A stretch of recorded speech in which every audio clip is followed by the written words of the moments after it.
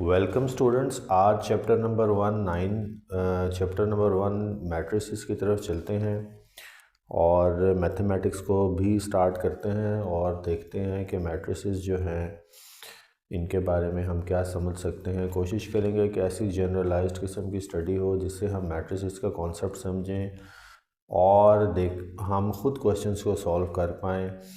ज़रूरी नहीं है कि हर क्वेश्चन सॉल्व इंडिविजुअली किया जाए और तब ही मैथ्स आए। मैथ्स के लिए ज़रूरी है बुनियाद समझना, जैसे बाकी सब्जेक्ट्स के लिए भी बुनियाद समझना ज़रूरी है।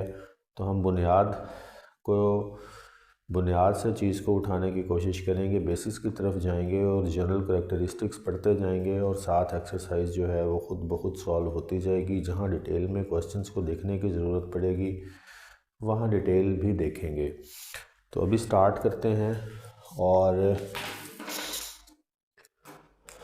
सबसे पहले हम जिन चीज़ों को पढ़ेंगे वो मैट्रिक्स एंड इट्स टाइप्स हैं, फिर इसकी जनरल प्रॉपर्टीज़ ऑफ मैट्रिसेस हैं, determinant, additive inverse, multiplicative inverse, transformational matrices क्या होती हैं, इनकी प्रॉपर्टीज़ जो हैं इन्वर्स मैट्रिक्स की वो देखेंगे और एडिशन करेंगे, इनकी सब्ट्रैक्शन और मल्टीप्लिकेशन की बात करेंगे और फिर इनको सॉल्व करेंगे मैट्रिसेस के सिस्टम को क्रेमर्स रूल से और मैट्रिक्स इन्वर्जन मेथड से। तो ये है इस चैप्टर का ख़ुलासा बेसिकली, और ये कोशिश करते हैं कि आज ही इसको ख़त्म कर दें। सबसे पहले मैट्रिक्स क्या है? By definition, arrangement of elements in rows and columns. So matrix is an arrangement basically with respect to rows and columns. Arrangement of elements, और elements का मतलब यहाँ पे वेरिएबल्स या नॉन वेरिएबल्स कोई भी एंट्री हो सकती है। तो arrangement of elements in rows and columns.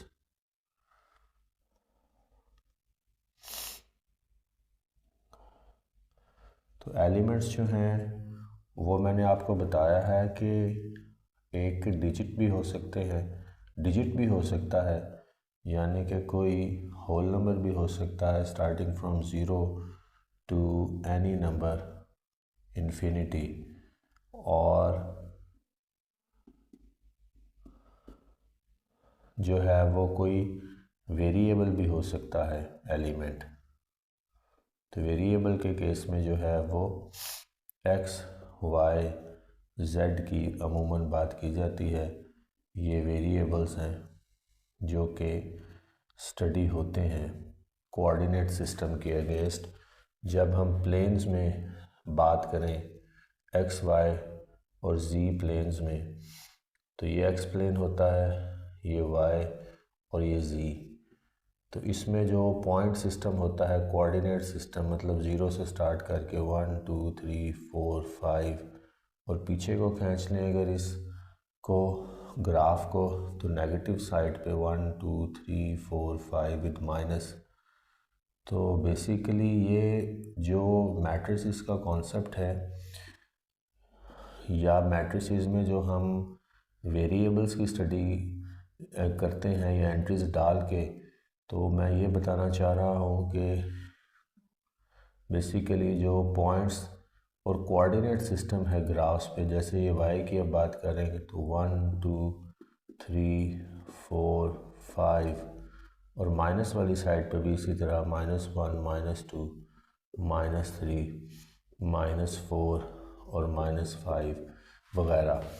तो जी के इसलिए नहीं बनाया रहा कि ये 3 डायमेंशनल अरे में बैक साइड पे होता है, तो इसकी प्लस और माइनस यानी कि अपवर्ड साइड और माइनस वाली जो साइड है वो हम दिखा नहीं सकते। दो प्लेन्स ही समझ लें बेशक, एक्स प्लेन और वाई प्लेन। तो ये जब वेरिएबल्स भी आ जाए, जैसे कि हम अगर कोई जब linear set of equation solve करेंगे, जैसे ax 4y is equal to 0, 4x plus 2y is equal to 0, तो ये वाले लीनियर इक्वेशंस भी हम मैट्रिसेस में इसकी लीनियर इक्वेशंस इनको कहते हैं। तो ये जो लीनियर इक्वेशंस हैं ये बेसिकली कहाँ से ओरिजिनेट होती हैं, कोऑर्डिनेट सिस्टम से यूजिंग ग्राफ, मतलब कोई पॉइंट यहाँ पे of intersection of various lines. तो ये जो कोऑर्डिनेट सिस्टम होता है, कोऑर्डिनेट सिस्टम, ये जो पॉइंट्स बनते हैं उन पे इंटरसेक्शन के, वो वाले जो पॉइंट्स हैं, वो पॉइंट्स जो हैं वो यहाँ पे लीनियर इक्वेशन की फॉर्म में लिखे जाते हैं। फिर उनको मैट्रिक्स में अरेंज किया जाता है, यानी उनकी जो पहली एंट्रीज़ हैं वो मैट्रिक्स का हिस्सा बन जाती हैं, यानी मैट्रिक्स के एलिमेंट्स बन जाती हैं। और इस तरह से फिर हम इनको सॉल्व करते हैं और आगे सॉल्व करेंगे। तो ये एक ए मैट्रिक्स मिसाल के तौर पर बन गई और ये इस लीनियर इक्वेशन से ओरिजिनेट हुई है। तो बेसिकली यही मैट्रिक्स होती है। और मैट्रिक्स जो है वो अरेंजमेंट है with respect to rose and columns. इसमें से रोज़ देखें कौन सी हैं, ये रोज़ हैं फ्रॉम लेफ़्ट टू राइट।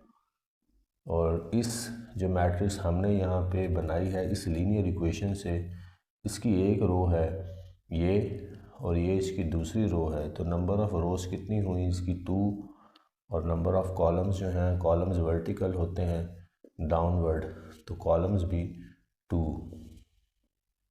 तो रोज़ और कॉलम्स जो हैं वो रोज़ इंटू कॉलम्स इसके 2 इंटू 2 है।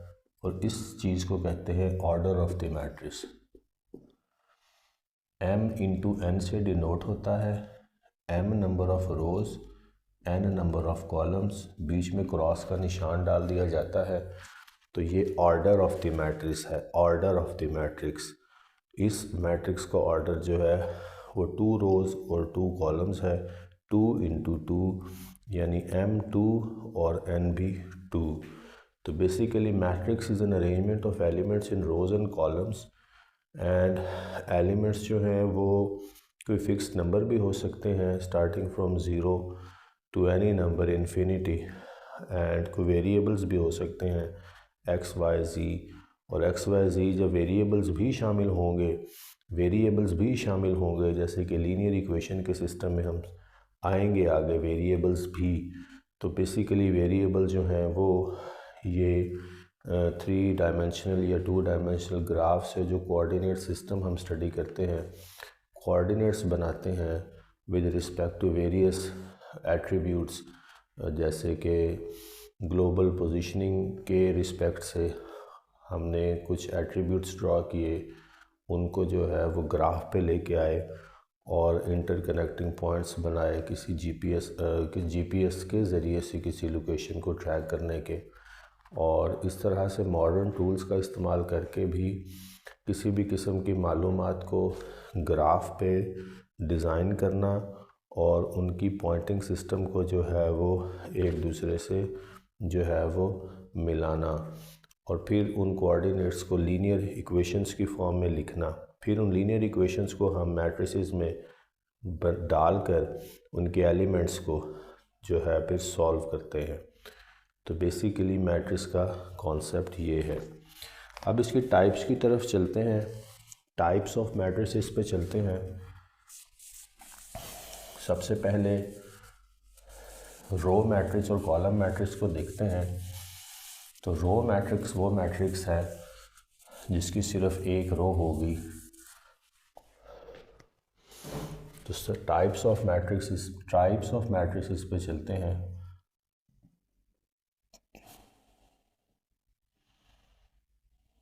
सबसे पहले रो मैट्रिक्स। तो रो मैट्रिक्स वो मैट्रिक्स है जिसकी सिर्फ एक रो होगी। A matrix consisting of one row only.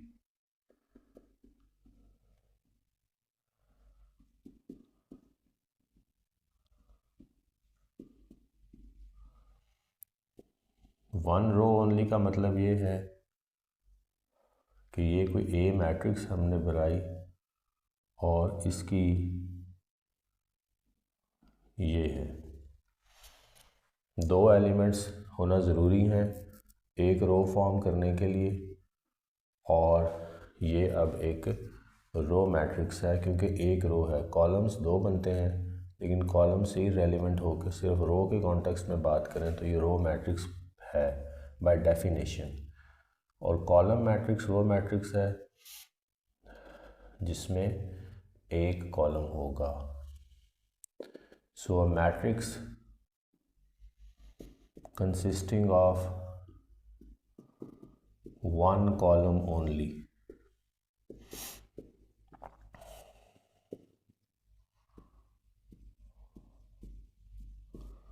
अब कोई भी एक ए मैट्रिक्स बनाते हैं और उसका एक कॉलम बनाए दो एंट्रीज के साथ होगा, तो ये जो सिंगल कॉलम मैट्रिक्स है बेशक इसकी रोज़ 2 हैं, यानी लेफ़्ट पे 1 भी रो है और 2 भी, ये 4 भी रो है, तो नंबर ऑफ़ रोज़ 2 हैं लेकिन नंबर ऑफ़ कॉलम 1 है। ऑर्डर निकालें अगर m इंटू n करें रोज़ इंटू कॉलम्स, तो इसकी आप रोज़ चेक करें तो 2 है लेकिन कॉलम्स 1 है, तो जब कॉलम्स 1 है तो फिर ये कॉलम मैट्रिक्स है। थर्ड टाइप ऑफ मैट्रिक्स जो है वो स्क्वायर मैट्रिक्स है।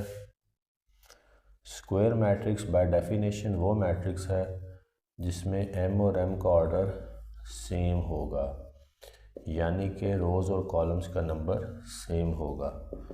तो ऐसी matrix, a matrix in which number of rows and columns is same, यानी कि ऑर्डर जो है वो 2 इंटू 2 है, यानी कि उस दूसरा मतलब दूसरे सेंस में अगर बात करनी हो तो उस मैट्रिक्स का ऑर्डर 2 इंटू 2 होगा या सेम होगा, यानी m इंटू m होगा, सॉरी, जितने रोज़ उतनी कॉलम्स, तो फिर m इंटू n नहीं होगा, m इंटू m ही होगा, यानी जितने रोज़ हैं मिसाल के तौर पर 2 रोज़ हैं तो 2 ही कॉलम्स हैं। जैसे कि ये कोई ए मैट्रिक्स बनाए, नाम आप इसका ABCD जो भी रख दें, m इंटू m का मतलब है कि जितने नंबर ऑफ़ रोज़ उतनी ही नंबर ऑफ़ कॉलम्स। ये एक स्क्वायर मैट्रिक्स है, इसकी जो नंबर ऑफ़ रोज़ हैं वो 1 और 2 है और इसके जो नंबर ऑफ़ कॉलम्स हैं वो भी 2 हैं। ऑर्डर m इंटू m होगा स्क्वायर मैट्रिक्स के लिए और वो सेम होगा। अब चलते हैं डायगोनल्स की तरफ। डायगोनल मैट्रिक्स क्या होती है?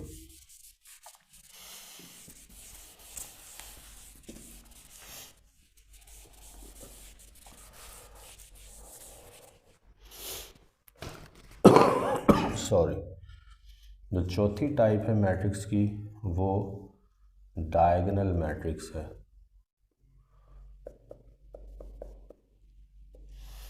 तो diagonal matrix is a matrix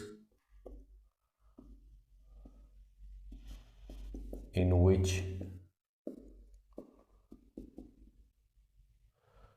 non-diagonals are 0, all non-diagonals।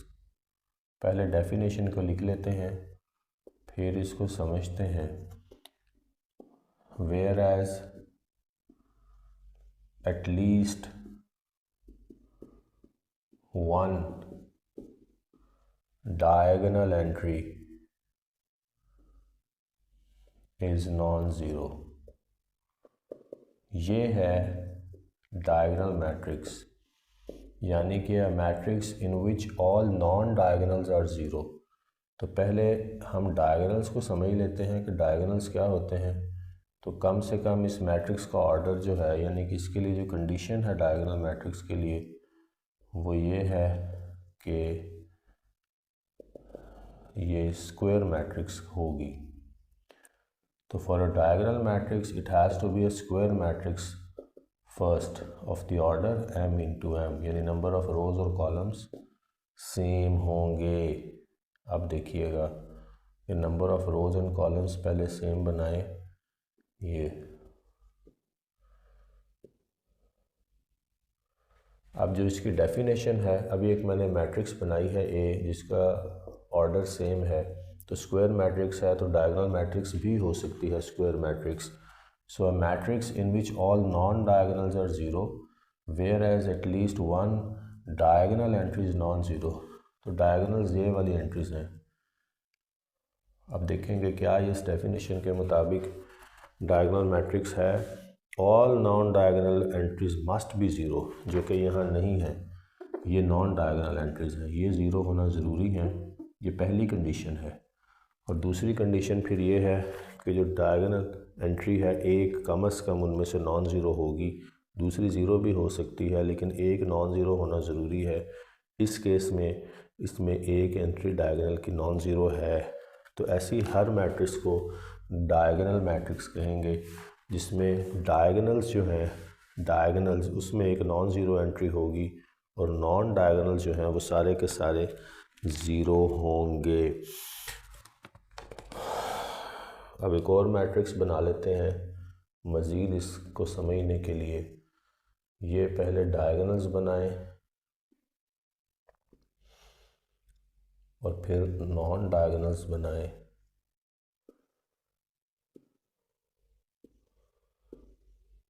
ये देखें, अब ये डायगोनल्स को ऐसे मैंने कर लिया है, शेड कर दिया है, एनसर्कल कर दिया है।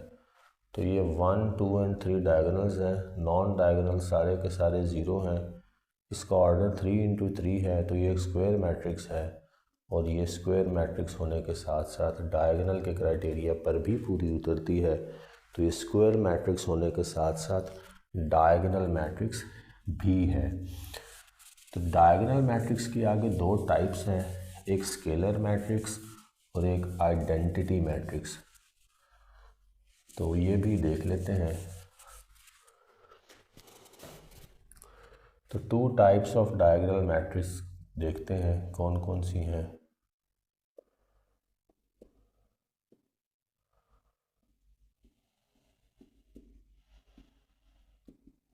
डायगोनल मैट्रिक्स में डायगोनल्स की बात करते हैं। डायगोनल्स हमने देखे हैं कि क्रॉस में जो एंट्रीज हैं फ्रॉम अप टू डाउन वो डायगोनल्स कहलाते हैं किसी भी मैट्रिक्स के।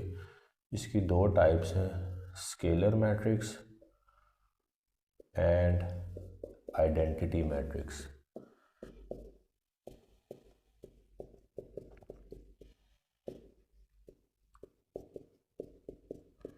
तो सबसे पहले स्केलर मैट्रिक्स को देख लेते हैं।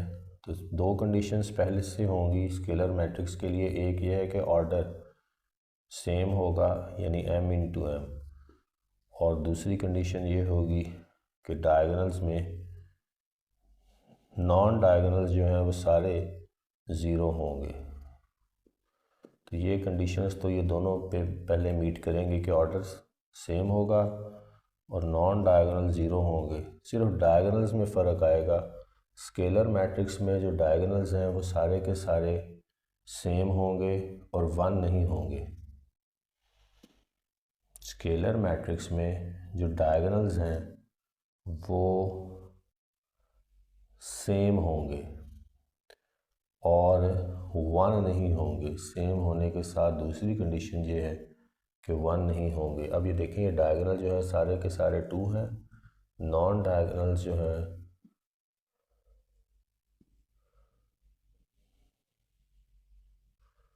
ये जो मैट्रिक्स है ये स्केलर मैट्रिक्स, डायगोनल मैट्रिक्स तो है ही है, स्क्वायर मैट्रिक्स भी है। पहली कंडीशन होती ही ये है कि ऑर्डर सेम हो, तो ऑर्डर सेम है तो स्क्वायर मैट्रिक्स है।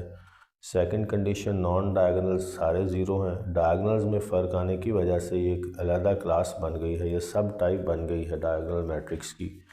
और वो वेरिएशन ये है कि जो सारे डायगोनल्स हैं वो सेम होंगे और 1 नहीं होंगे। ज़ीरो तो हो ही नहीं सकते, 1 नहीं होंगे और 1 के अलावा कोई भी वैल्यू हो सकती है और लेकिन होगी सेम, जैसे कि इस केस में 2 है। और आइडेंटिटी मैट्रिक्स में सिर्फ फ़र्क इतना है, बाकी दोनों कंडीशन सेम है, सिर्फ जो डायगोनल एंट्रीज़ हैं वो 1 होंगी।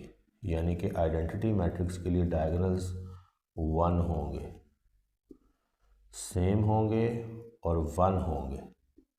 तो एक एडिशनल कंडीशन है आइडेंटिटी मैट्रिक्स के लिए कि डायगोनल्स गो के सेम है, जैसे कि स्केलर मैट्रिक्स में भी सेम है, लेकिन स्केलर मैट्रिक्स में डायगोनल्स 1 के अलावा कोई भी एंट्री होगा, जबकि आइडेंटिटी मैट्रिक्स में सिर्फ 1 होंगे सारे के सारे डायगोनल्स। तो ये दो टाइप्स हैं डायगोनल मैट्रिक्स की, स्केलर मैट्रिक्स और आइडेंटिटी मैट्रिक्स।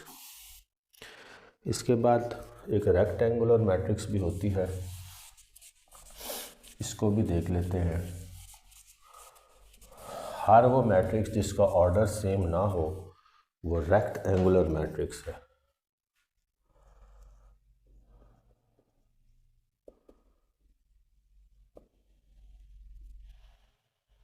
तो rectangular matrix by definition is any matrix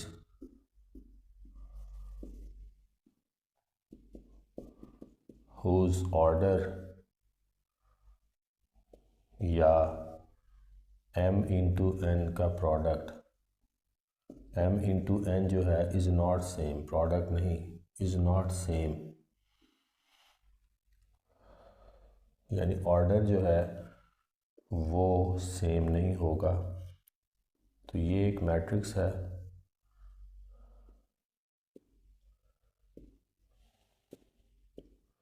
अब इस मैट्रिक्स को अगर हम देखें तो नंबर ऑफ रोज इसकी 1 and 2 है, 1 and 2 रोज, 2 रोज, और इसके नंबर ऑफ कॉलम्स 1 2 3 हैं, तो 3 कॉलम्स हैं। तो इसका ऑर्डर m इंटू एन इसका बना m इंटू एन, यानी ऑर्डर की बात करें अगर तो रोज इंटू कॉलम्स होता है तो 2 इंटू 3। तो ये मैट्रिक्स जो है वो रेक्टेंगुलर मैट्रिक्स कहलाएगी।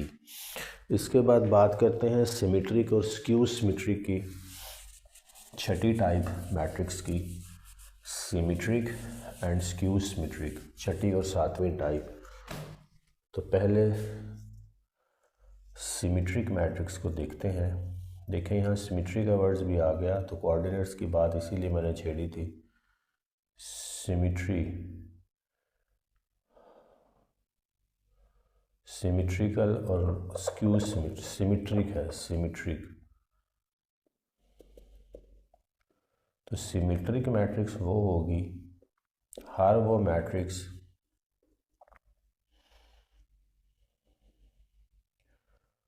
all matrices whose transpose is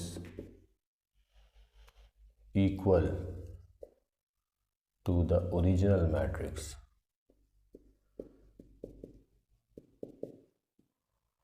तो यहाँ ट्रांसपोज लेना भी सीख लेते हैं, फिर पता लगेगी ये बात। यानी कि अगर इसको इक्वेशन में लिखें तो A ट्रांसपोज T स्मॉल ऊपर आएगा, कोई A मैट्रिक्स है और उसका ट्रांसपोज लें तो ओरिजिनल मैट्रिक्स रिकवर हो जाए, तो ये हर ऐसी मैट्रिक्स को सिमेट्रिक मैट्रिक्स कहेंगे। इसके लिए जो कंडीशन है वो सिर्फ ये है कि स्क्वायर मैट्रिक्स होना ज़रूरी है। तो कंडीशन जो है सिमेट्रिक होने के लिए ये है कि स्क्वायर मैट्रिक्स होगी, जिसका जब ट्रांसपोज लेंगे तो वो ओरिजिनल मैट्रिक्स रिकवर हो जाएगी। अब पहले एक मैट्रिक्स बनाते हैं और फिर उसका ट्रांसपोज लेते हैं और फिर देखते हैं कि क्या इसका ट्रांसपोज, क्या ये सिमेट्रिक है या नहीं है। तो ये एक सेम ऑर्डर वाली मैट्रिक्स होना ज़रूरी है, यानी m इंटू n ऑर्डर वाली मैट्रिक्स होगी।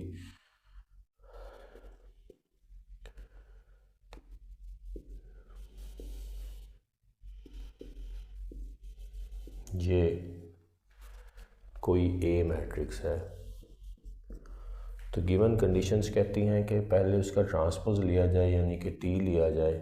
अब ट्रांसपोज में सिर्फ आपने इसकी पहले रोज़ गिन लें, 3 रोज़ और 3 ही कॉलम्स हैं, तो इसका ऑर्डर सेम है, तो ये स्क्वायर मैट्रिक्स है।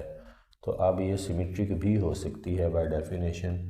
उसके लिए इसका ट्रांसपोज लेना पड़ेगा। ट्रांसपोज लेने के लिए सिर्फ आपको इसकी जो रोज़ हैं उनको कॉलम्स बना दें तो ख़ुद ब खुद ट्रांसपोज आ जाएगा।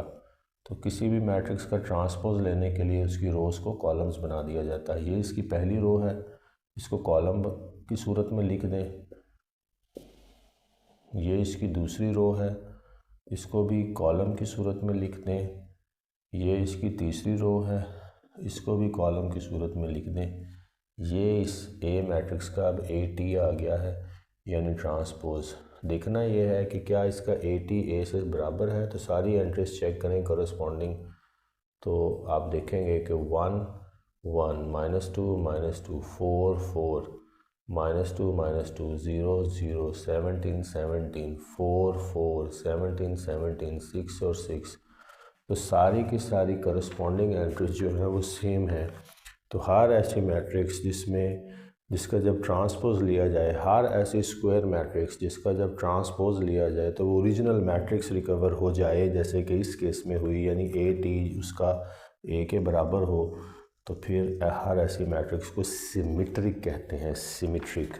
और इसके साथ एक दूसरी टर्म भी है, दूसरी अगली टाइप भी है, वो स्क्यू सिमेट्रिक है।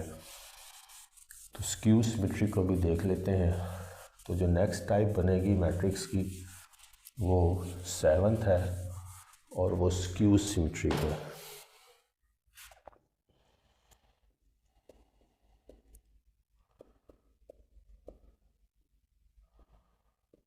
स्क्यू सिमेट्रिक मैट्रिक्स की बात करने लगे हैं। ये इसके लिए भी कंडीशन जो है वो सेम होगी कि स्क्वायर मैट्रिक्स होना ज़रूरी है। So N E square matrix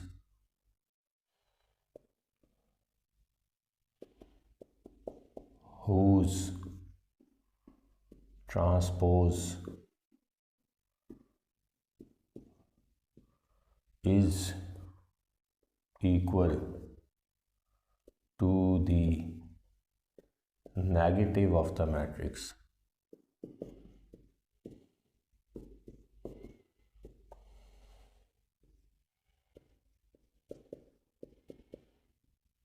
is called skew symmetric.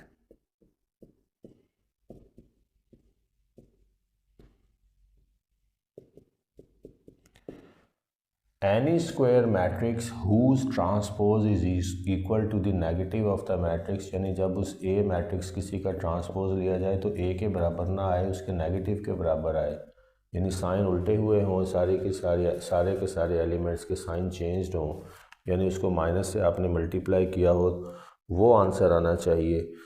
Transpose लेने के बाद माइनस ए आनी चाहिए, ओरिजिनल मैट्रिक्स नहीं आनी चाहिए, उसके एलिमेंट्स के साइन जो हैं वो डिफरेंट आने ज़रूरी हैं।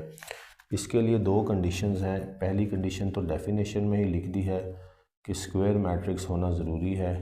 तो स्क्यू सिमेट्रिक के लिए सिमेट्रिक मैट्रिक्स की तरह वही बात पहली के square matrix of the order m into M जो है वो स्क्यू सिमेट्रिक हो सकती है, ये पहली कंडीशन है। और दूसरी कंडीशन ये है कि जो डायगोनल्स हैं वो ज़ीरो, जो डायगोनल्स हैं स्क्यू सिमेट्री के केस में वो ज़ीरो होना ज़रूरी है। ये इसमें एक नई बात है। तो जो डायगोनल्स हैं, all diagonals must be zero for a matrix to be a skew symmetric. तो ये सेकंड कंडीशन थोड़ी सी डिफरेंट है, जिसकी वजह से ये सिमेट्रिक के साथ एक एडिशनल एडिशनल वैल्यू ऐड हुई है स्क्यू की। तो उसकी वजह सिर्फ इसके ट्रांसपोज का नेगेटिव मैट्रिक्स रिकवर होगी नेगेटिव साइन के साथ, यानी कि ऑल एंट्रीज के साइन जो हैं वो डिफरेंट होंगे। अब इसकी एक एग्ज़ाम्पल मैंने यहाँ लिखी हुई है, इसको ड्रॉ करते हैं और देखते हैं कि क्या ये इस क्राइटेरिया पे पूरी उतरती है कि नहीं। ये एक ए मैट्रिक्स है, नाम आप इसका बी रख दें, सी रख दें, बहरहाल ये एक मैट्रिक्स है और इसका ऑर्डर पहले देखेंगे। स्क्वायर मैट्रिक्स होना ज़रूरी है। दूसरी कंडीशन है डायगोनल्स ज़ीरो होंगे, डायगोनल्स का ज़ीरो होना ज़रूरी है। डायगोनल्स का ज़ीरो होना ज़रूरी है। डायगोनल ज़ीरो हैं अगर, तो फिर वो स्क्यू सिमेट्रिक हो सकती है। तो डायगोनल्स तो ज़ीरो हैं, तो अब इसका ट्रांसपोज लें। ट्रांसपोज लेने के बाद, ट्रांसपोज का मतलब है इसकी 3 रोज़ को कॉलम्स बना लें, 0 2 3, ये दूसरी रो, -2 0 1, ये तीसरी रो, इसको कॉलम बनाए -3 -1 और 0। ये ट्रांसपोज आ गया है।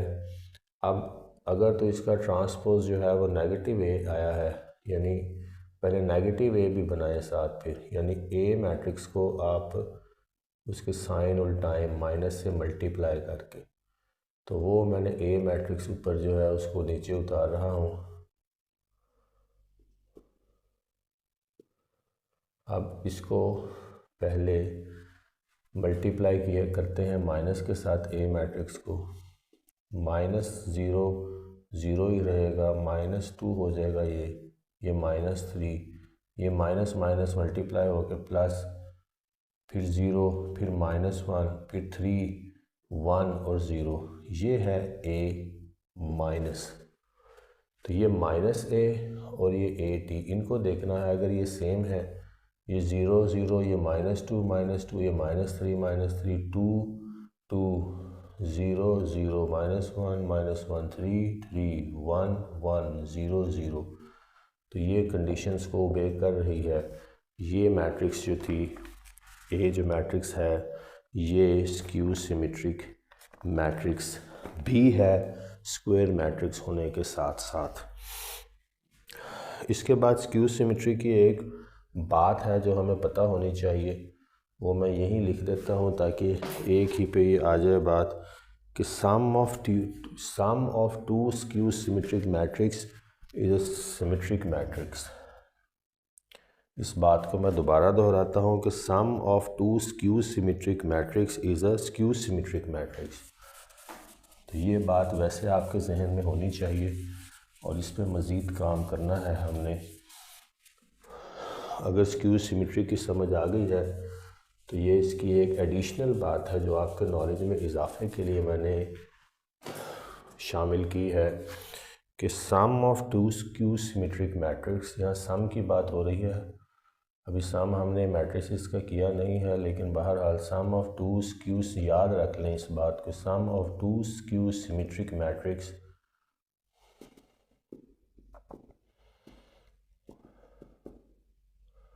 Matrices is a skew symmetric, यानी जो आंसर आएगा दो स्क्यू सिमेट्रिक मैट्रिसेस को ऐड करने के बाद वो स्क्यू सिमेट्रिक ही होगी।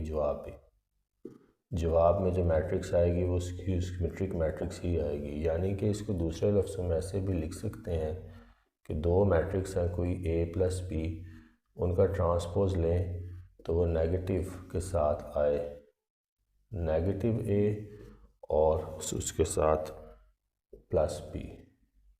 यही कंडीशन है स्क्यू सिमेट्रिक के लिए। जो एट्थ करैक्टरिस्टिक है, एट्थ टाइप है सॉरी, वो इक्वल मैट्रिक्स की बात अब करनी है। तो इक्वल मैट्रिक्स वो मैट्रिक्स है जिसका ऑर्डर भी सेम होगा, सेम ऑर्डर।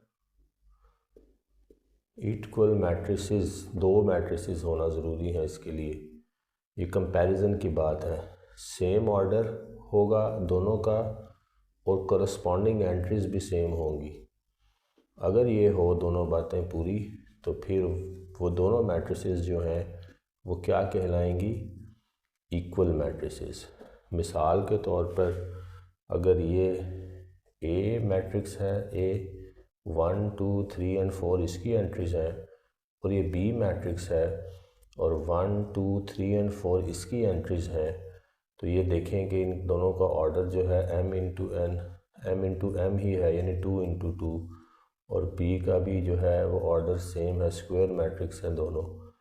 तो कोरस्पॉन्डिंग एंट्रीज चेक करें तो वो भी चारों की इन दोनों मैट्रिक्स की सेम है। तो ये देखें करस्पॉन्डिंग एंट्रीज, तो ये दोनों मैट्रिक्स एक दूसरे, ये इक्वल मैट्रिक्स कहलाएंगी। अब इक्वल मैट्रिक्स से रिलेटेड एक सवाल भी करते हैं साथ ही, वो कोई वैल्यू अननोन वेरिएबल की वैल्यू निकलवा सकता है। वो कहेगा जी ये एक मैट्रिक्स है, फाइंड द वैल्यूज़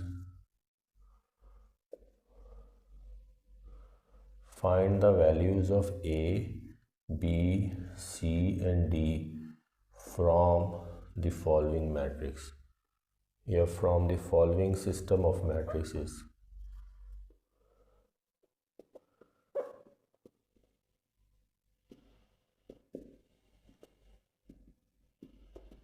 तो ये देखें ये है a plus C, c minus 1, a plus 2b, 4d minus 6 और बराबर किसके है 0 माइनस 7 3 2d। और यहाँ से हमने निकालनी है इन वेरिएबल्स की वैल्यूज़। अब बेसिकली ये दो मैट्रिसेस हैं, ये a है और ये b है फॉर एग्ज़ाम्पल।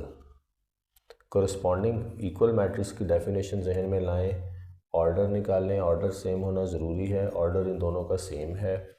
अगर ऑर्डर सेम है तो फिर कोरस्पॉन्डिंग एंट्रीज भी सेम है। तो सारी की सारी कोरस्पॉन्डिंग एंट्रीज को एक दूसरे के सामने लिखते हैं तो ख़ुद ब खुद इसका जवाब आ जाएगा। जैसे कि a प्लस बी किसके बराबर हुआ इस सूरत हाल के मुताबिक 0 के। a प्लस 2b दूसरा सिनेरियो बनेगा, a प्लस 2b किसके बराबर हुआ -7 के। तीसरा सिनेरियो बनेगा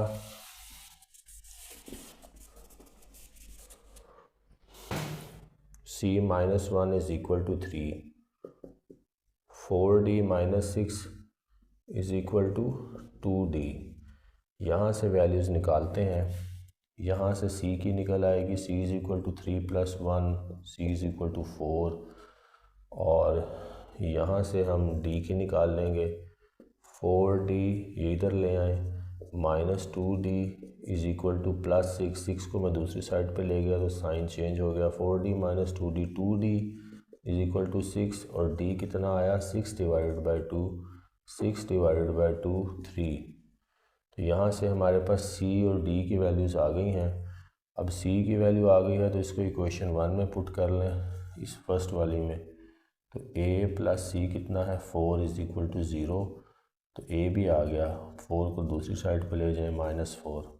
इसी तरह से b की वैल्यू निकालनी है तो इस इक्वेशन में a की वैल्यू पुट कर दें इस इक्वेशन में, यानी कि a -4 है plus 2b is equal to -7,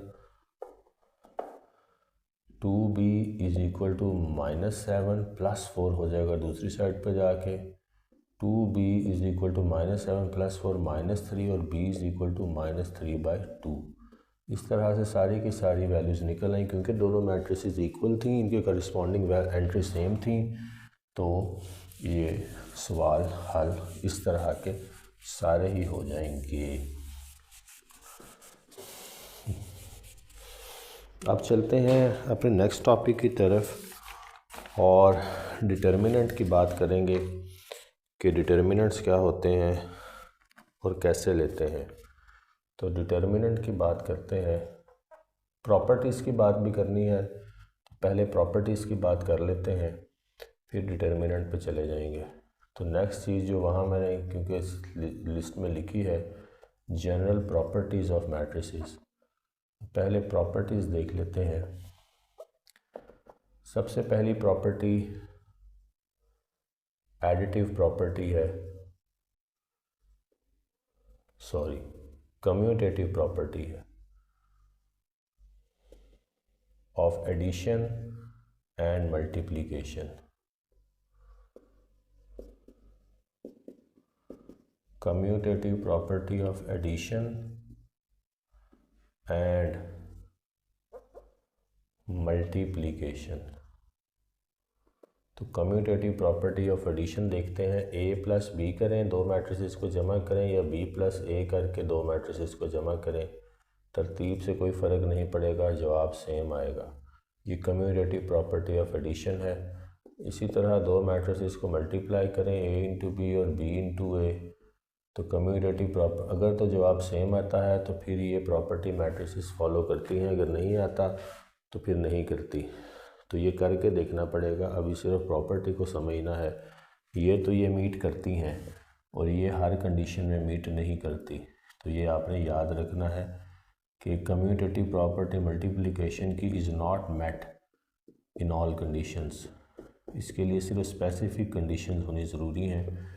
तो मैट्रिसेस जनरली कम्यूटेटिव प्रॉपर्टी, यानी कि अगर आप पहले ए मैट्रिक्स को रखें और उसको b से ज़रब दें और फिर बी को पहले रखें और ए से ज़रब दें बाद में रख के, तो जवाब सेम मोस्ट केसेस में नहीं आएगा। हाँ, जब जमा करने में तरतीब उल्टा भी दें तो जवाब सेम आएगा। इस प्रॉपर्टी को commutative property of addition and commutative property with respect to multiplication कहते हैं। इसके बाद सेकंड प्रॉपर्टी जो है वो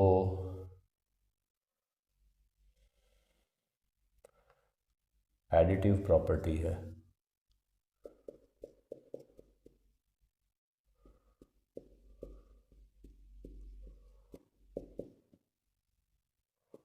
additive property with respect to multiplication and addition.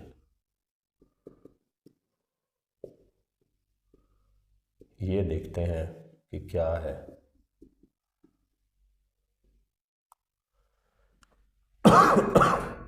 ये एक मैट्रिक्स है b प्लस सी, इनको जमा करके आप a से ज़रब दें या a को अलहदा b से और a को अलहदा c से ज़रब दें तो दोनों केसेस में जवाब सेम आएगा। तो ये जो प्रॉपर्टी है ये भी मैट्रिसेस शो करती हैं। ये बेसिकली जो है एडिटिव प्रॉपर्टी भी है with respect to multiplication and addition है। इसमें दोनों फंक्शंस इन्वॉल्व हैं। अब ब्रैकेट्स के अंदर एडिशन का और ब्रैकेट के बाहर वो मल्टीप्लाई हो रही है, और इनको आप इंडिविजुअली कर लें और फिर जमा कर लें या इस फॉर्म में कर लें, यानी पहले बी और सी का सम लेके उसको ए से मल्टीप्लाई करें, या ए और बी को पहले यानी ब्रैकेट खोल लें और फिर ज़रब दें। दोनों सूरतों में आंसर सेम आएगा। इसी तरह से जब आप किसी मैट्रिक्स का ट्रांसपोज लें, यानी कि ए प्लस बी मैट्रिक्स को जमा करने के बाद उसका ट्रांसपोज लें या अलहदा अलहदा लें, तो ये जवाब दोनों सूरतों में सेम आना चाहिए। तो ये जो प्रॉपर्टी है ये विद रिस्पेक्ट टू ट्रांसपोज है। तो ये भी ट्रांसपोज क्योंकि हम ले चुके हैं, ये बात आपके जहन में होनी चाहिए। ये एडिटिव या डिस्ट्रीब्यूटिव का लफ्ज़ भी होगा, तो इससे आपने कंफ्यूज नहीं होना। बेसिकली बात यही करनी है जो भी मैंने की है। नाम से फ़र्क नहीं पड़ता, काम से पड़ता है प्रॉपर्टी के में, और वो मैंने आपको समझा दी है कि ये किस कॉन्टेक्स्ट में बात हो रही है। इसके बाद जो अगली प्रॉपर्टी है वो ये है कि अगर किसी ट्रांसपोज के रेफरेंस से ही एक और प्रॉपर्टी भी देख लेते हैं, बल्कि दो और प्रॉपर्टीज़ हैं। अगर एक मैट्रिक्स का ट्रांसपोज 2 दफ़ा लें तो वो ओरिजिनल मैट्रिक्स रिकवर हो जाएगी। ये भी ट्रांसपोज के रेफरेंस से एक करैक्टरिस्टिक है, प्रॉपर्टी है जो मैट्रिसेस शो करती हैं। और इसके साथ एक मिलती जुलती तीसरी ट्रांसपोज की प्रॉपर्टी भी है, वो ये है कि ए बी दो मैट्रिसेस हैं, इनको मल्टीप्लाई करें तो इनका जवाब इस तरह से करें। अगर उसको दोबारा यानी कि पहले ए बी को मल्टीप्लाई कर लें और फिर ट्रांसपोज लें, और फिर बी को अलग ट्रांसपोज लें, ए का अलग ट्रांसपोज लें और फिर इनको मल्टीप्लाई करें, तो फिर ये आंसर सेम आएगा। तो यहाँ आप देखेंगे मल्टीप्लिकेशन के केस में जो है वो ट्रांसपोज अगर आपने इंडिविजुअली लेना है तो फिर ऑर्डर चेंज करना पड़ेगा। एडिशन के केस में आपको ऑर्डर चेंज करने की ज़रूरत नहीं पड़ेगी। और किसी मैट्रिक्स का 2 दफ़ा ट्रांसपोज लें तो ओरिजिनल मैट्रिक्स रिकवर हो जाएगी। इसके बाद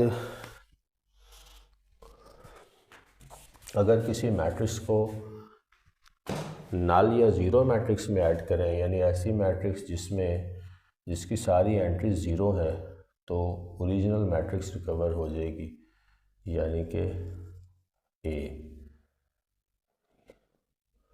इसको इस तरह भी लिखा जा सकता है, यानी कि एक ए मैट्रिक्स है मैट्रिक्स है और इसको हम जमा करें ज़ीरो मैट्रिक्स में, यानी ऐसी मैट्रिक्स नल मैट्रिक्स जिसकी सारी एंट्री ज़ीरो हैं, तो हमारे पास वो ओरिजिनल मैट्रिक्स ही रह जाएगी जमा करने के बाद। अब जमा कैसे करते हैं वो भी अब साथ ही देख लेते हैं, और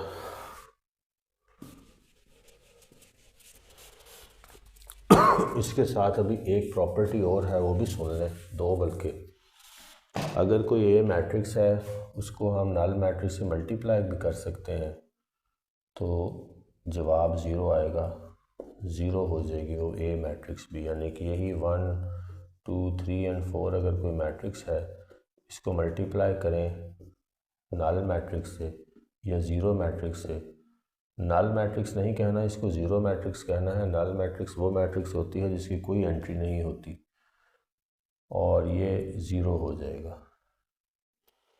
तो ये जो ज़ीरो मैट्रिक्स है, बाज़ जगह पे मे भी इसका नाम नल मैट्रिक्स भी लिखा हो, तो ज़ीरो मैट्रिक्स या नल मैट्रिक्स इंटरचेंजेबली भी यूज़ हो सकते हैं, स्पेसिफिकली भी हो सकते हैं, लेकिन बहरहाल इनकी एंट्रीज़ ज़ीरो होंगी या वो एम्प्टी मैट्रिक्स होगी। लेकिन मैट्रिक्स के केस में एंट्री का होना ज़रूरी है। ये सेट्स नहीं है कि खाली भी काम चल जाएगा तो उसको नल लिख देंगे। तो अगर मैट्रिक्स के केस में नल का लफ्ज़ यूज़ हो रहा है तो यकीनन ज़ीरो मैट्रिक्स की बात ही हो रही है। ये इनकी कुछ प्रॉपर्टीज़ थी जो हमारे जहन में होनी चाहिए। अब इनका डिटर्मिनेंट लेते हैं। नेक्स्ट काम जो है मैट्रिक्स के हवाले से वो डिटर्मिनेंट लेना है।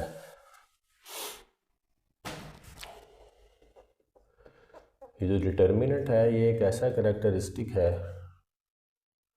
मैट्रिक्स का जो हमने डिराइव किया है, एक लैप्लास एक्सपेंशन थ्योरम है उससे। तो ये भी पता होना चाहिए, लैप्लास एक्सपेंशन थ्योरम। उससे हमने उसको तोड़ा आसान हिस्सों में इस थ्योरम को, और डिटर्मिनेंट लेना सीखा कि अगर 1 इंटू सिंगल एंट्री वाली मैट्रिक्स हो, यानी जिसकी नंबर ऑफ़ रोज़ और कॉलम सेम है, जिसको सिंगलटन मैट्रिक्स भी कह सकते हैं, यानी कि ये मैट्रिक्स जिसकी एंट्री एक है उसका ऑर्डर भी एक होगा 1 इंटू 1, यानी कि 1 ही रो इसको शुमार करेंगे, 1 ही कॉलम शुमार करेंगे। तो ये वाली जो मैट्रिक्स है जिसकी वैल्यू सिर्फ एक डिजिट है या एक एंट्री है, एक एलिमेंट है, 1 इंटू 1 इसका ऑर्डर है, इसका डिटर्मिनेंट अगर निकालना हो तो डिटर्मिनेंट का साइन ये है, ये बार। तो आपने इसको नाम दें मैट्रिक्स को ए, और अगर इसका डिटर्मिनेंट निकालना है तो सिंपली यही जो है मैट्रिक्स, यही मैट्रिक्स रिकवर हो जाएगी। यानी कि सिंगल वैल्यू वाली मैट्रिक्स का डिटर्मिनेंट जिसका ऑर्डर 1 इंटू 1 हो, वही मैट्रिक्स रिकवर हो जाती है। यही इसका डिटर्मिनेंट है। अगर 2 इंटू 2 सिस्टम की बात करें, मैट्रिक्स की ऑर्डर सेम होना ज़रूरी है डिटर्मिनेंट के लिए, तो ये कंडीशन खुद ब खुद आपको पता लग गई। अब बी मैट्रिक्स है, इसका 2 इंटू 2 यानी एम इंटू एम ऑर्डर है, स्क्वायर मैट्रिक्स है, तो ये इसकी एंट्रीज़ हैं। अब इस केस में जो इसका डिटर्मिनेंट लेना है, तो आपने ये जो डायगोनल में एंट्रीज़ हैं इनको देखना है गौर से, और इन दो एंट्रीज़ को आपस में मल्टीप्लाई करना है। आप डिटर्मिनेंट लेने लगे हैं, बी पे बार लगा दें, 4 इंटू 4, और बीच में आएगा साइन माइनस का, और इन दो को मल्टीप्लाई करना है फिर 2 इंटू 6। तो ये बेसिकली डिटर्मिनेंट आ जाएगा। ऐसे भी डाल सकते हैं 4 इंटू 4 16 माइनस 12, तो डिटर्मिनेंट कितना आया 4। तो बी डिटर्मिनेंट जो है वो 4 है। अब ये हटा देंगे, तो बेसिकली इस तरह से 2 इंटू 2 सिस्टम, यानी वो मैट्रिसेस जिनका ऑर्डर सेम है और 1 इंटू 1 नहीं है, यानी सिंगल एंट्री मैट्रिक्स नहीं है, 2 इंटू 2 का ऑर्डर है कम अज़ कम, तो उनका डिटर्मिनेंट जो है वो इस तरह से निकलेगा। वो आपस में वो क्रॉस मल्टीप्लाई होंगी और बीच में माइनस का साइन आएगा। तो 2 इंटू 2 जो मैट्रिसेस हैं उनका ऑर्डर इस तरह से निकलेगा। इसी तरह 3 इंटू 3 सिस्टम के जो मैट्रिसेस हैं उनका भी ऑर्डर निकल सकता है इसी लेप्लास एक्सपेंशन थ्योरम को यूज़ करते हुए, लेकिन वो बाज़ाब्ता तौर पर क्योंकि क्लास 9 के कोर्स का हिस्सा नहीं है तो मैं उसको नहीं छेड़ता। तो ये डिटर्मिनेंट जो है बेसिकली इस तरह से निकलेगा। अब डिटर्मिनेंट से रिलेटेड कोई क्वेश्चन भी वो पूछ सकता है आपसे स्पेसिफिकली डिटर्मिनेंट से रिलेटेड, तो वो भी देखते हैं।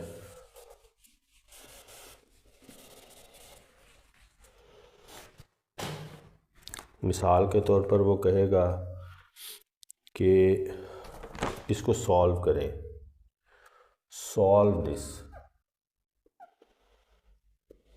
सिस्टम ऑफ मैट्रिसेस या सिस्टम ऑफ डिटर्मिनेंट या system of matrices using determinant, किसी भी तरह से सवाल लिख सकता है। बहरहाल इस तरह का एक सवाल आपको वो देगा, ए मैट्रिक्स देगा और ये उसकी एंट्रीज देगा कोई भी, और आपको दो बातें बताएगा कि या ये मैट्रिक्स सिंगुलर है और अगर सिंगुलर नहीं है तो फिर कितनी वैल्यू के बराबर है इसका। तो या ये मैट्रिक्स सिंगुलर होगी, तो सिंगुलर है तो ये बराबर हो जाएगी ज़ीरो के। हर वो मैट्रिक्स जिसका डिटर्मिनेंट जो है वो ज़ीरो आए वो सिंगुलर मैट्रिक्स कहलाती है, और हर वो मैट्रिक्स जिसका डिटर्मिनेंट ज़ीरो के अलावा कोई वैल्यू आए, जैसा कि अभी हमने जो एग्जांपल लास्ट में 2 इंटू 2 सिस्टम की है, जो डिटर्मिनेंट जो है वो वहाँ 4 आया था, तो वो नॉन सिंगुलर मैट्रिक्स कहलाती है। और यहाँ पे मैंने ये बताया है कि वो क्वेश्चन आपको दे अगर कि ये सिस्टम ऑफ डिटर्मिनेंट से आंसर निकाल के दें किसी वेरिएबल का, तो यहाँ उसने वेरिएबल भी दिया होगा, यानी 3x एक रकम लिख देगा, इसको कहेगा x के लिए सॉल्व करें, और ये भी साथ फिर बताएगा कि ये मैट्रिक्स सिंगुलर है या नॉन सिंगुलर है। अगर नॉन सिंगुलर है तो उसकी कोई फिगरेटली वैल्यू आपको देगा 4, 5, 6, और अगर सिंगुलर है तो आपने ख़ुद ही ज़ीरो लगा लेना है। मैं इसको पहले सिंगुलर के तौर पर सॉल्व करता हूँ x के लिए। तो आपने पहले डिटर्मिनेंट लेना है, तो एक एक गिरती पार बनाए, यहाँ भी बना लें 6 इंटू -2, बीच में माइनस का साइन, 3x इंटू 4, तो ये हो जाएगा 12x, और इज इक्वल टू 0 साथ डालते रहें, तो ये हो जाएगा -12x इज इक्वल टू 0। तो -12x को इधर रहने दें और इस -12 को उधर ले जाएं तो ये प्लस हो जाएगा, तो x जो है वो 12/-12 आएगा, तो x जो है वो -1 आएगा। तो इस तरह से आपने डिटर्मिनेंट के फंक्शन या सिस्टम को यूज़ करते हुए अननोन वेरिएबल की वैल्यू निकाली जा सकती है। अगर नॉन सिंगुलर है और उसने कोई वैल्यू आपको दी है तो वो फिर वैल्यू नॉन सिंगुलर के लिए ख़ुद बताएगा कि ये डिटर्मिनेंट का सिस्टम किस वैल्यू के अगेंस्ट है, इक्वेट करना है आपने, तो वो फिर वैल्यू के अगेंस्ट यहाँ 5 कंसीडर करना है आपने, तो x की वैल्यू निकल आएगी। सॉरी। इसके बाद चलते हैं किसी भी मैट्रिक्स का एडिटिव इन्वर्स कैसे निकालते हैं और मल्टीप्लिकेटिव इन्वर्स कैसे निकालते हैं। तो अब जो हम चीज़ करने लगे हैं वो एडिटिव इन्वर्स की बात करेंगे।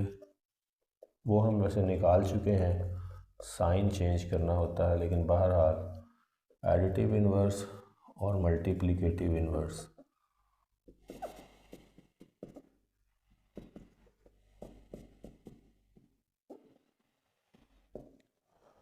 तो एडिटिव इन्वर्स निकालना हो तो एक मैट्रिक्स आपको देगा कोई भी ऑर्डर की और कहेगा इसका एडिटिव इन्वर्स निकालो, तो आपने उस मैट्रिक्स के साइन उल्टा देने हैं, माइनस से मल्टीप्लाई कर देना है, तो उसका एडिटिव इन्वर्स आ जाएगा। तो माइनस ए बेसिकली निकालना है। तो माइनस को इससे मल्टीप्लाई करें तो -4, माइनस को 2 से +2 से करें तो -2, माइनस माइनस कैंसिल +2 और -1। तो ये इसका एडिटिव इन्वर्स है। मल्टीप्लिकेटिव इन्वर्स निकालना पड़े तो ये थोड़ा सा ट्रिकी या डिफरेंट है एडिटिव इन्वर्स से। तो बेसिकली जो मल्टीप्लिकेटिव इन्वर्स है वो निकालने के लिए हमें दो चीज़ें चाहिए होंगी। एक ये है कि हमें उसका एडजॉइंट लेना आता हो, और दूसरी चीज़ ये है कि हमें उसका डिटर्मिनेंट निकालना आता हो, और तीसरी चीज़ ये है कि डिटर्मिनेंट निकालने के पहले हमेशा जब भी सिस्टम ऑफ मैट्रिसेस को सॉल्व करेंगे और डिटर्मिनेंट इन्वॉल्व होगा तो डिटर्मिनेंट पहले निकलेगा, ताकि हमें ये पता लग जाए कि ये मैट्रिक्स सिंगुलर है या नॉन सिंगुलर है। अगर तो सिंगुलर है यानी 0 आता है डिटर्मिनेंट, तो फिर आगे जाना ही नहीं है, ना उसको मल्टीप्लाई करना है ना उसको मल्टीप्लिकेटिव इन्वर्स निकालना है। तो बेसिकली डिटर्मिनेंट पहले इसलिए निकाला जाता है। तो मल्टीप्लिकेटिव इन्वर्स के लिए दो एंट्रीज चाहिए, एक एडजॉइंट निकालना चाहिए आना चाहिए उस मैट्रिक्स का, और एक जो है उसका डिटर्मिनेंट। तो पहले डिटर्मिनेंट को मैट्रिक्स बनाते हैं, उसका फिर निकालते हैं एडिटिव मल्टीप्लिकेटिव इन्वर्स। तो यही वाली मैट्रिक्स ले लेते हैं। तो पहले इसका डिटर्मिनेंट लें, 4 × 1 4 माइनस और ये -4। ए जो है डिटर्मिनेंट वो आया है 4 + 4 यानी 8, माइनस माइनस मल्टीप्लाई होके प्लस हो गए 8। तो ए डिटर्मिनेंट ए है, ये नॉन सिंगुलर है। अब हम इसका आगे प्रोसेस चला सकते हैं, यानी मल्टीप्लिकेटिव इन्वर्स फाइंड कर रहे हैं तो उसको अब इस तरफ लेकर चलते हैं। अब नेक्स्ट स्टेप आएगा एडजॉइंट निकालने का। तो एडजॉइंट इस मैट्रिक्स का निकलेगा। नेक्स्ट स्टेप एडजॉइंट निकालना है। एडजॉइंट ऑफ ए के लिए पहले इस मैट्रिक्स को लिखें, और सिर्फ आपने करना ये है कि डायगोनल्स को फिर कंसीडर करें, इन डायगोनल्स की जगह चेंज कर दें और इन डायगोनल्स के साइन चेंज कर दें, तो एडजॉइंट आ जाएगा उसी मैट्रिक्स का। तो एडजॉइंट ऑफ ए इसका क्या बना, इनकी पोजीशंस चेंज करें 1 4 और इनके साइंस चेंज करें। ये -2 है तो ये +2, और ये 2 है प्लस तो ये -2। तो ये इस मैट्रिक्स का एडजॉइंट आ गया है। अब तीसरी चीज़ है फार्मूले का यूज़। तो मल्टीप्लिकेटिव इन्वर्स का फार्मूला जो है वो मल्टीप्लिकेटिव इन्वर्स ए इन्वर्स ऐसे लिखते हैं। जो मैट्रिक्स का नाम है ए है तो ए और ये इन्वर्स का साइन ऊपर डलेगा। इसका फार्मूला है adjoint A over determinant of that matrix, यानी डिटर्मिनेंट ए। तो यहाँ आपके पास एडजॉइंट भी आ गया है, ये इसका एडजॉइंट है 1 -2 +2 और 4, और डिटर्मिनेंट 8 था। अब आपने इसको सिर्फ सॉल्व करना है। ये 1/8 को आप बाहर निकाल लें, 1/8, और फिर इसको यहाँ इससे मल्टीप्लाई करना है। सिंपल मल्टीप्लिकेशन है, हर एंट्री को हर एंट्री से आपने मल्टीप्लाई कर देना है। 1/8 × 1 और प्लस 1/8 × 1 -2/8 +2/8 और 4/8। अब इसको सॉल्व कर लें तो हमारे पास ए इन्वर्स आ जाएगा। तो इसको सॉल्व करने लगा हूँ इधर, तो ए इन्वर्स हमारे पास बना 1/8, बल्कि इसको रब करके ऊपर लिखते हैं।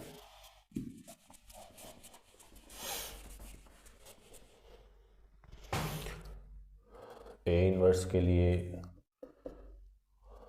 1/8, -2/8 के लिए -1/4, 1/4 और 1/2। तो ये मल्टीप्लिकेटिव इन्वर्स निकालने का तरीका है। ये उस गिवन इक्वेशन का मल्टीप्लिकेटिव इन्वर्स है। तो स्टेप्स 3 हैं। पहली चीज़ डिटर्मिनेंट निकाल के ये फाइंड कर लें कि सिंगुलर तो नहीं है मैट्रिक्स। उसके बाद एडजॉइंट निकाल लें, जिसके लिए आपको डायगोनल्स, इन डायगोनल्स की जो है वो पोजीशन चेंज करनी पड़ेगी, और इधर वाले डायगोनल्स की लेफ़्ट से अपवर्ड जो जा रहे हैं उनकी जो है आपने साइन चेंज करना है। ये -2 था, ये प्लस हो गया, ये +2 था, ये माइनस हो गया। जो इसके लिए कंडीशन है वो मैंने आपको बता दी है कि ऑर्डर जो है वो 2 × 2 की मैट्रिक्स होना ज़रूरी है मल्टीप्लिकेटिव इन्वर्स निकालने के लिए भी, यानी कि 2 × 2 3 × 3 ऑर्डर सेम होना ज़रूरी है। हमारी डीलिंग ज़्यादातर इस 9 के लेवल पे 2 × 2 के साथ ही रहेगी। तो ये एडजॉइंट ए भी आ गया। अब आपने adjoint A bye determinant A formula है और सिंपली जस्ट इन वैल्यूज़ को इनको आपने डिवाइड करना है। 1/8 को इस साइड पे मैं ले गया हूँ क्योंकि ये डिनोमिनेटर में है, ऊपर 1 अज्यूम कर लिया, इसको बाहर ले गए ताकि मल्टीप्लिकेशन में हमें आसानी हो और हम आंसर निकाल सकें।